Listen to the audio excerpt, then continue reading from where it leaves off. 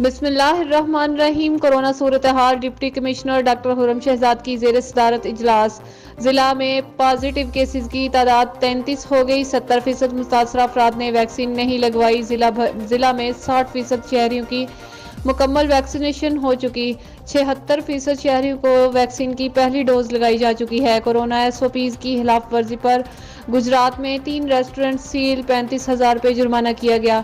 खारिया में 1 रेस्टोरेंट, 1 सब super store seal, 50,000 रुपये जुर्माना किया गया। सराय आलमगीर में 2 बेकरियां सील, 80,000 रुपये जुर्माना किया गया। मैरिज हाउस में वैक्सीनेशन शुदा 300 अफराद के इंडोर, 500 अफराद के आउटडोर इज्तिमा की इजाज़त होगी। वैक्सीनेशन शुदा अफराद ही होटलों में, जिम, पार्क, मज़ारात पर जा सकेंगे। पब्लिक ट्रांसपोर्ट में वैक्सीनेशन शुदा 70% मुसाफिर बिठाए जा सकेंगे। तालीमी इदारों में 12 साल से ज़ायद उम्र का एक भी तालिब इल्म या टीचर बगैर वैक्सीनेशन हुआ तो इसे सील कर दिया जाएगा।